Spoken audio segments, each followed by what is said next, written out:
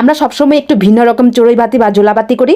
কে কে আমাদের মতো আছেন এমন জানি না, কিন্তু আমরা এরকমই। আর কনকনে ঠান্ডায় আমরা সবাই মিলে ভাইরাল ডিম খেলাম, আর এটা এত বেশি মজা। আর আমাদের মানে এই ভাইরাল ডিমটা সবাই অনেক খুব পছন্দ করে। তো সবাই এই যে আমরা টাকা তুলেছি, এভাবে যদি টাকা তুলে করি তাহলে কিন্তু অনেক ভালো লাগে, মানে একটা অন্যরকম খুশি লাগে।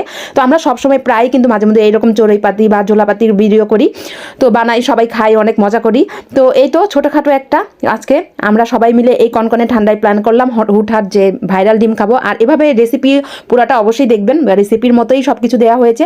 আর একবার হলেও এভাবে ভাইরাল ডিম খাবেন, যেহেতু এখন কনকনে ঠান্ডা, ডিমের দামও কিন্তু অনেকটা কমে গিয়েছে। একবার হলেও ট্রাই করে দেখবেন। ভালো লাগলে আমার চ্যানেলটি একটি সাবস্ক্রাইব করে আসবেন, আমার পেজটি একটি ফলো দিবেন, অবশ্যই লাইক দিয়ে কমেন্ট করবেন কেমন হয়েছে আমার আজকের রেসিপি। তো ওইদিকে আমরা সবাই মিলে কিন্তু কাজ করেছি, সবাই মিলে কাজ করলেই খুশি লাগে। তো ডিম সেদ্ধ হতে হতে কিন্তু আমি এইদিকে এই তো চা একটু মুড়ি খাচ্ছিলাম, অনেক ভালো লাগছিল যেহেতু সকাল সকাল। আর এইদিকে এই তো আমার চাচি, আমরা সবাই মিলে এখানে ডিমের খোসাগুলো ছাড়িয়ে নিচ্ছি।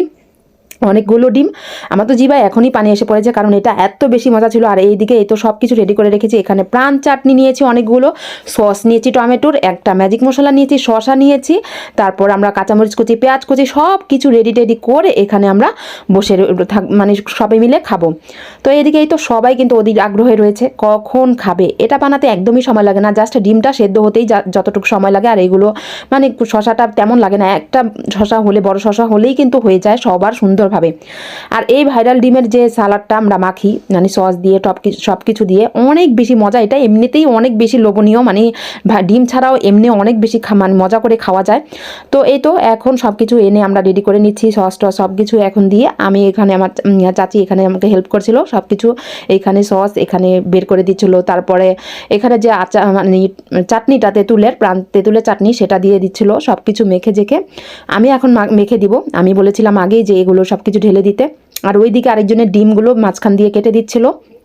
এক একজন এক এক কাজ করলে আসলে ওই কাজটা তাড়াতাড়ি হয়। আর চড়ুইপাতি জোলাপাতিতে কিন্তু এসব কাজ করলে খুব তাড়াতাড়ি হয়ে যায় আর খুব আনন্দ লাগে, অন্যরকম একটা সুন্দর মুহূর্ত। তো এইদিকে কাঁচামরিচগুলোও দিয়ে, শুকনো মরিচ চালা করেছিলাম, 3-4টা দিয়ে দিলাম।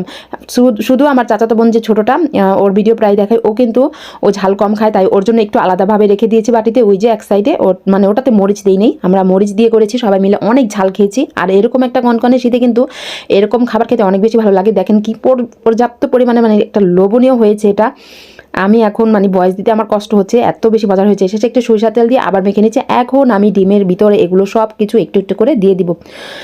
এটা খেতে এত বেশি মজার, আমার মনে চাচ্ছিল যে ডিম রেখে আগে এটা আমি খাই আনি, মানে এত বেশি ভালো লাগে আমাদের কাছে এটা।